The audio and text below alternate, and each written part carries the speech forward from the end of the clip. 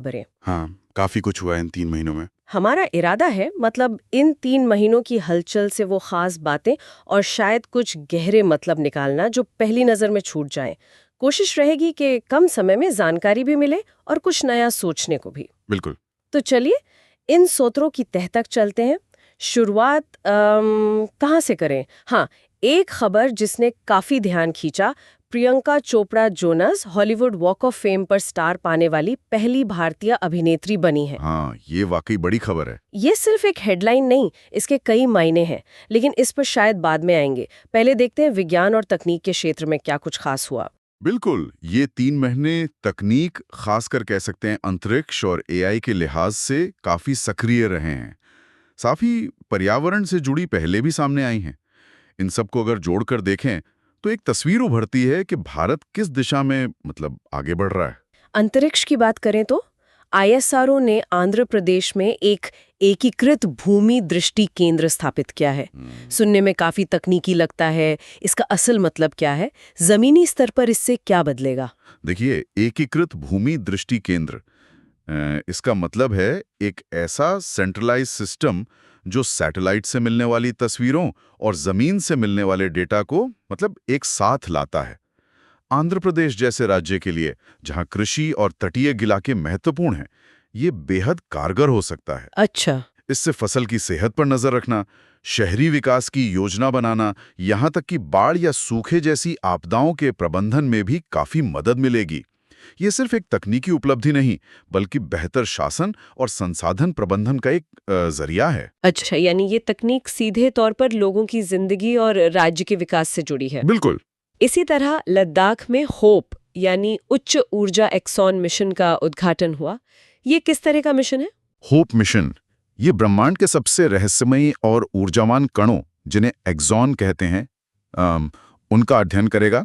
लद्दाख की ऊंचाई और साफ आसमान ऐसी खगोलीय वेधशालाओं के लिए आदर्श हैं। बिल्कुल। हाँ, वो तो है। ये मिशन भारत को मौलिक विज्ञान और एस्ट्रोफिजिक्स के वैश्विक नक्शे पर और मजबूती से स्थापित करेगा।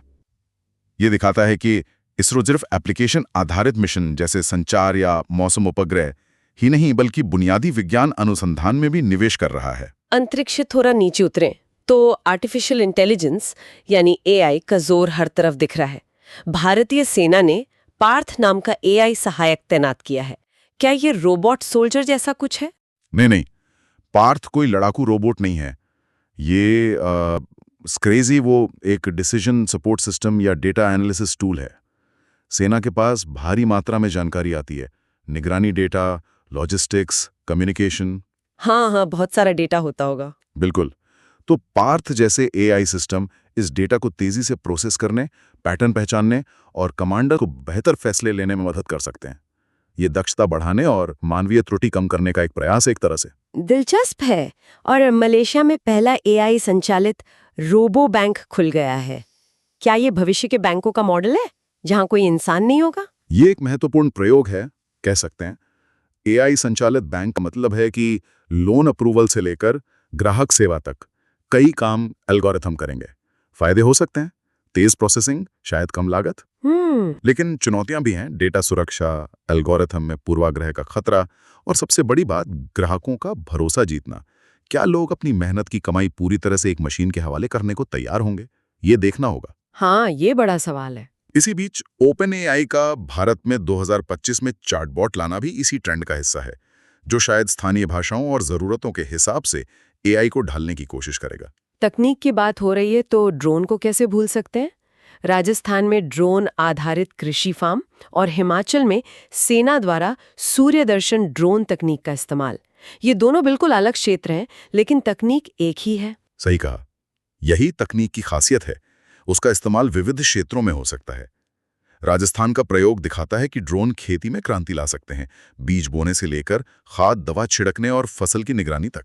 हाँ, काफी काम आ सकते हैं। इससे लागत कम हो सकती है और पैदावार बढ़ सकती है।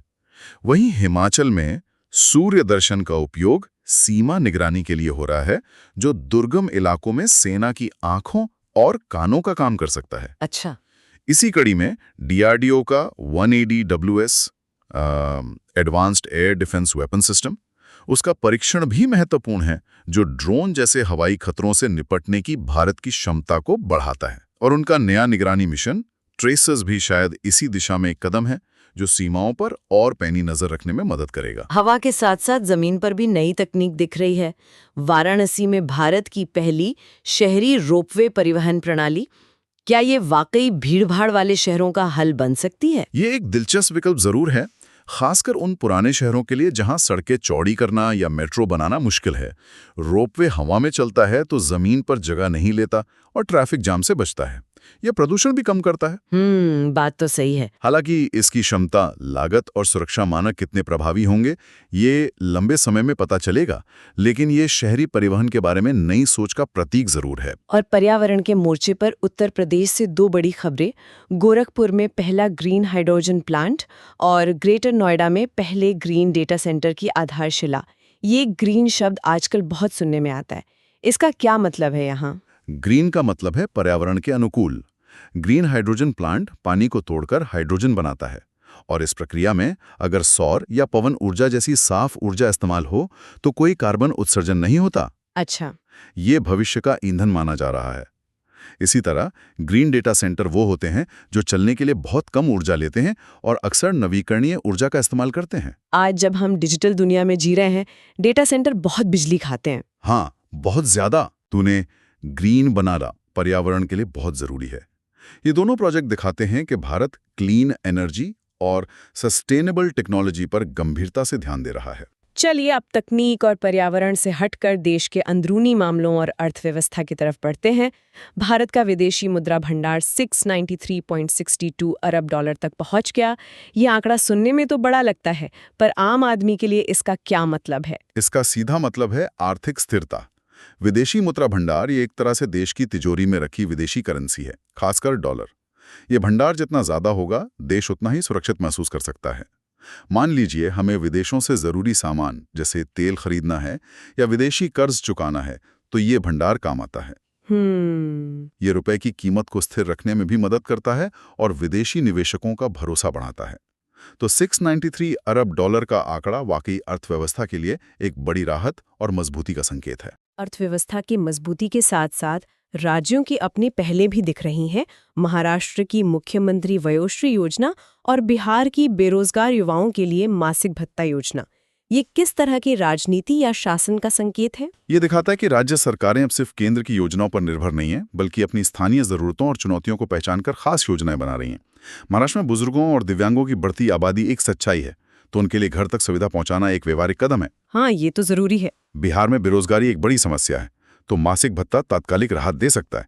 हालांकि इसके दीर्घकालिक प्रभाव और वित्तीय बोझ पर सवाल उठ सकते हैं। इसी तरह बिहार में ई वोटिंग प्रणाली शुरू करने की बात भी दिलचस्प है, जो चुनाव प्रक्रिया को आधुनिक बनाने का प्रयास हो सकता है, पर इसके सुरक्षा पहलू महत्वपूर्ण होंगे। और पश्चिम बंगाल की गसमित्र योजना, ये हाथियों की सुरक्षा के लिए। हाँ, ये मानव वन्यजीव संघर्ष को कम करने की एक अनूठी पहल है। गजमित्र यानी हाथी के दोस्त, ये स्थानीय युवाओं को ट्रेनिंग देकर हाथियों के मूवमेंट पर नजर रखने और लोगों को समय पर सचेत करने का काम सौंपती है। ये दिखाता है कि संरक्षण के प्रयासों में स्थानीय समुदायों को शामिल करना कितना प्रभावी हो सकता है। ये सभी योजनाएं महाराष्ट्र, बिहार, पश्चिम बंगाल की कहीं ना कहीं इस ओर इशारा करती हैं कि राज्य अपनी विशिष्ट समस्याओं के लिए विशिष्ट समाधान ढूंढ रहे हैं। बुनियादी ढांचे की बात करें तो कोलकाता और हैदराबाद में आवास विकास कार्यक्रम और सोलापुर में देश का पहला एकता मॉल। ये एकता मॉल क्या है? एकता मॉल की अवधारणा शायद केंद्र सरकार की एक जिला एक उत्पाद योजना से जुड़ी है। इसका मकसद एक ही छत के नीचे विभिन्न जिलों और राज्यों के स्थानीय उत्पादों, हस्तशिल्प और कलाकृतियों को बाजार उपलब्ध कराना है। अच्छा, ये तो अच्छी पहल है। सोलापुर में पहला मॉल खुलना इस दिशा में एक कदम है जो स्थानीय कारीगरों को बढ़ावा दे सकता है और पारंपरिक कलाओं को जीवित रखने में मदद कर सकता है। विकास के इन बातों के बीच association for democratic reforms (ADR) की रिपोर्ट कुछ अलग तस्वीर पेश करती है। सबसे अमीर मुख्यमंत्री और कर्नाटक में आपराधिक मामलों वाले विधायकों की सबसे ज्यादा संख्या। ये आंकड़े क्या बताते हैं? ADR की रिपोर्टें अक्सर भारतीय राजनीति में पैसे और अपराध के गठजोड़ पर रोशनी डालती हैं। सबसे अमीर मुख्यमंत्री भले ही स्रोत में नाम ना हो, उनका होना राजनीति में धनबल के बढ़ते प्रभाव पर सवाल उठाता है। हाँ, ये चिंता की बात है। इसी तरह कर्नाटक के विधायकों में आपराधिक मामलों का ज्यादा होना भी चिंताजनक है। ये आंकड़े मतदाताओं को अपने प्रतिनिधियों के बारे में सोचने पर मजबूर करते हैं और शासन में पारदर्शिता और जवाबदेही की मांग को बल देते हैं। ये सिर्फ आंकड़े नहीं, बल्कि लोकतंत्र की सेहत से जुड़े अहम सवाल हैं। देश से बाहर निकलने तो अंतर्राष्ट्रीय मंच पर भी भारत की सक्रियता दिख रही है। फ्रांस का सर्वोच्च सम्मान प्रधानमंत्री मोदी को मिलना और अमेरिका के साथ व्यापार का $100 अरब पार करना, ये घटनाएं भारत की वैश्विक स्थिति के बारे में क्या कहती हैं? ये दोनों घटनाएं भारत के बढ़ते अंतर्राष्ट्रीय कद और प्रभाव को दर्शाती हैं। फ्रांस का Grand Cross of the Legion of Honour जैसा सम्मान मिलना दो देशों के बीच गहरे रणनीतिक और सांस्कृतिक संबंधों का प्रतीक है। बिल्कुल। वहीं अमेरिका के साथ $100 अरब का व्यापार पार करना दिखाता है कि भारत दुनिया की सबसे बड़ी अर्थव्यवस्था के लिए एक महत्वपूर्ण व्यापारिक भागीदार बन गया है। हालांकि ये भी देखना जरूरी है कि इस व्यापार का संतुलन किसके पक्ष में है और किन क्षेत्रों में ज्यादा व्यापार हो रहा है। कूटनीति के साथ साथ सैन्य सहयोग भी है। सिंगापुर के साथ बोल्ड कुरुक्षेत्र और फ्रांस के साथ गरुड़ शक्ति अभ्यास, इनका क्या महत्व है? ये सैन्य अभ्यास सिर्फ दिखावा नहीं होते हैं। ये दो देशों की सेनाओं को एक दूसरे की रणनीति, तकनीक और कार्यप्रणाली को समझने का मौका देते हैं। इससे आपसी समन्वय बेहतर होता है, जो भविष्य में किसी संयुक्त ऑपरेशन या क्षेत्रीय सुरक्षा में काम आ सकता है। हाँ, तैयारी जरूरी है। सिंगापुर और फ्रांस दोनों भारत के महत्वपूर्ण रक्षा भागीदार हैं। घरेलू स्तर पर भी सेना का सक्रिय रहना, जैसे जम्मू कश्मीर में ऑपरेशन महादेव या अरुणाचल में खोट शहर अभ्यास, हमारी सेना की तैयारी और विभिन्न इलाकों में ऑपरेशनल क्षमताओं को पुख्ता करता है। दुनिया में और भी बदलाव हो रहे हैं। ऑस्ट्रेलिया, ब्रिटेन, कनाडा जैसे देशों का फिलिस्तीनी राज्य को मान्यता देना, इसका क्या असर हो सकता है? ये एक बड़ा भू राजनीतिक बदलाव है, कह सकते हैं। लंबे समय से फिलिस्तीनी राज्य का मुद्दा अटका हुआ है। इन प्रमुख पश्चिमी देशों द्वारा मान्यता देना इस मुद्दे को फिर से वैश्विक एजेंडे पर ला सकता है और इजरायल पर दो राज्य समाधान के लिए दबाव बढ़ा सकता है। भारत की अपनी स्वतंत्र विदेश नीति है, लेकिन इन वैश्विक बदलावों पर नजर रखना जरूरी है। इसी संदर्भ में कनाडा के साथ 5 साल बाद वीजा सेवाओं का फिर से शुरू होना भी ध्यान देने योग्य है, जो शायद दोनों देशों के बीच तनाव कम होने का संकेत है। अच्छा। और जब वैश्विक स्थिति की बात हो रही है तो कुछ रैंकिंग्स भी देख लेते हैं। विश्व प्रतिस्पर्धात्मकता रैंकिंग में भारत 41वें स्थान पर, IMD स्मार्ट सिटी इंडेक्स में ज्यूरिक टॉप पर और विश्व आर्थिक मंच की खुशहाली रिपोर्ट में भारत 71वें स्थान पर। ये रैंकिंग्स क्या बताती हैं? ये रैंकिंग्स एक आईना होती है ना, जो दिखाती है कि दुनिया के मुकाबले हम कहाँ खड़े हैं। प्रतिस्पर्धात्मकता रैंकिंग बताती है कि हमारा देश व्यापार करने, इनोवेशन करने और आर्थिक विकास के लिए कितना अनुकूल है। 41वां स्थान ठीक है, पर सुधार की गुंजाइश तो हमेशा रहती है। बिल्कुल। स्मार्ट सिटी इंडेक्स में ज्यूरिक का टॉप पर होना दिखाता है कि तकनीक और जीवन की गुणवत्ता को कैसे जोड़ा जा सकता है और भारतीय शहरों को इससे सीखने की जरूरत है। खुशहाली रिपोर्ट, जो सिर्फ GDP नहीं बल्कि सामाजिक समर्थन, स्वास्थ्य, स्वतंत्रता जैसे पहलुओं को देखती है, उसमें 71वां स्थान मिलना हमें सोचने पर मजबूर करता है कि आर्थिक विकास के साथ साथ नागरिकों की वेलबींग पर कितना ध्यान दिया जा रहा है। बिल्कुल, ये रैंकिंग्स हमें अपनी ताकतों और कमजोरियों को समझने में मदद करती हैं। अब थोड़ा खेल जगत का रुख करते हैं, जहां भारतीय खिलाड़ियों ने वाकई कमाल किया है। हाँ, सबसे पहले Neeraj Chopra, Zurich diamond league में रजत पदक, ये तो अब लगभग आदत सी हो गई उनसे, और उन्हें ऑस्ट्रेलियाई पर्यटन का ब्रांड एम्बेसडर भी बनाया गया है। नीरज चोपड़ा अब सिर्फ एक एथलीट नहीं, एक ग्लोबल आइकन बन गए हैं। सही में उनका लगातार अच्छा प्रदर्शन और अब ये ब्रांड एम्बेसडरशिप दिखाती है कि उनकी अपील मैदान के बाहर भी कितनी बढ़ गई है। हाँ, बिल्कुल। क्रिकेट में शुभमन गिल का ICC player of the month बनना उनकी प्रतिभा को दर्शाता है, लेकिन जो सबसे ऐतिहासिक है वो है स्मृति मंधाना का तीनों फॉर्मेट्स, मतलब टेस्ट, वनडे, T20 में शतक बनाना। ये भारतीय महिला क्रिकेट के लिए एक मील का पत्थर है। वाकई ये तो बहुत बड़ी बात है। दूसरी तरफ वेस्टइंडीज का टेस्ट में सिर्फ 27 रन पर ऑल आउट होना, ये तो अविश्वसनीय लगता है। हाँ, ये क्रिकेट की अनिश्चितता का एक चरम उदाहरण है। ये दिखाता है कि खेल में कुछ भी हो सकता है। बुनियादी ढांचे की बात करें तो बेंगलुरु में 80,000 क्षमता वाला नया स्टेडियम बनना भारत में क्रिकेट की लोकप्रियता और बढ़ते इंफ्रास्ट्रक्चर का प्रतीक है। शतरंज में भी भारत का दबदबा कायम है। परिमार्जन नेगी 87वें और रोहित कृष्णा 89वें ग्रैंड मास्टर बने। ये ग्रैंड मास्टर्स की संख्या लगातार बढ़ रही है। हाँ, ये भारत में शतरंज की बढ़ती लोकप्रियता और प्रतिभा का प्रमाण है। फाइडे विश्व कप 2025 के विजेता का जिक्र स्रोत में नहीं है, शायद परिणाम बाद में आए होंगे, लेकिन फिजियो वर्ल्ड यूनिवर्सिटी गेम्स में भारत का प्रदर्शन स्रोत के अनुसार चीन के बाद पहला स्थान, जिसकी पुष्टि करनी होगी। अगर ये सही है तो ये दिखाता है कि हमारे विश्वविद्यालयों से भी विश्व स्तरीय खिलाड़ी निकल रहे हैं। और दिल्ली सरकार का ओलंपिक पैरालंपिक स्वर्ण विजेताओं के लिए 7 करोड़ का नकद पुरस्कार निश्चित रूप से खिलाड़ियों को प्रोत्साहित करेगा। आखिर में कुछ महत्वपूर्ण नियुक्तियों और पुरस्कारों पर नजर डालते हैं। न्यायमूर्ति संदीप मेहता गुवाहाटी हाईकोर्ट के मुख्य न्यायाधीश बने। अजय सिंह तीसरी बार भारतीय मुक्केबाजी महासंघ के अध्यक्ष। और कॉरपोरेट जगत में एक बड़ी खबर, प्रिया नायर HUL की पहली महिला CEO बनी। ये सभी नियुक्तियां महत्वपूर्ण हैं। न्यायपालिका, खेल संघ और कॉरपोरेट जगत में नेतृत्व तय हुआ है।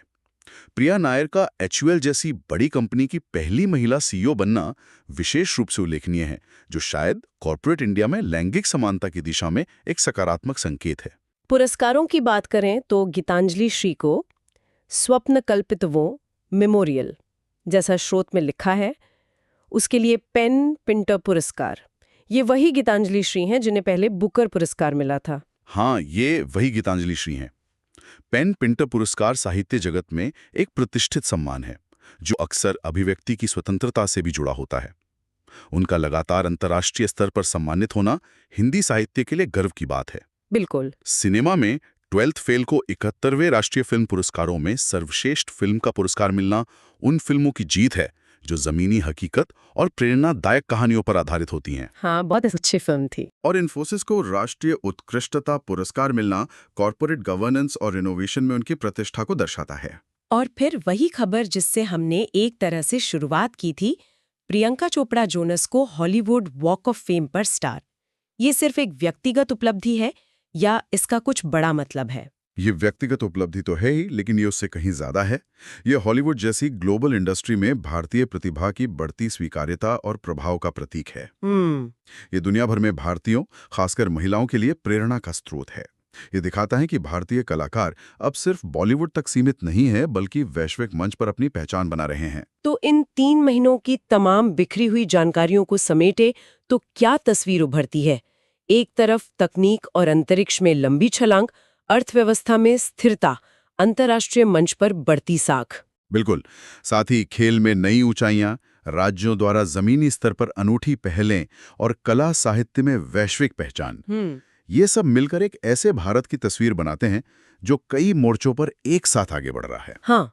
चुनौतियां भी हैं, जैसे शासन में पारदर्शिता के सवाल, सामाजिक कल्याण की जरूरतें, पर्यावरण का संतुलन, लेकिन दिशा सकारात्मक दिखती है, कह सकते हैं। वाकई इन स्रोतों की इस तरह की पड़ताल से चीजों को जोड़ने और उनके मायने समझने में मदद मिलती है, सिर्फ खबरें जानने से कहीं ज्यादा।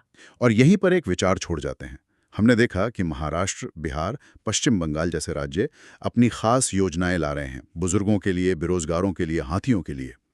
क्या ये भारत में कार्यात्मक संघवाद यानी फंक्शनल फेडरलिज्म के बढ़ने का संकेत है? कार्यात्मक संघवाद? हाँ, मतलब क्या राज्य अब ज्यादा सक्रिय रूप से अपनी स्थानीय जरूरतों और प्राथमिकताओं के हिसाब से नीतियों और समाधान विकसित कर रहे हैं, बजाय सिर्फ केंद्र के निर्देशों का पालन करने के? क्या हम शासन के एक ज्यादा विकेंद्रीकृत मॉडल की तरफ बढ़ रहे हैं? ये सोचने लायक बात है। दिलचस्प सवाल है। अगली बार फिर मिलेंगे कुछ और स्रोतों की ऐसी ही गहन पड़ताल के साथ।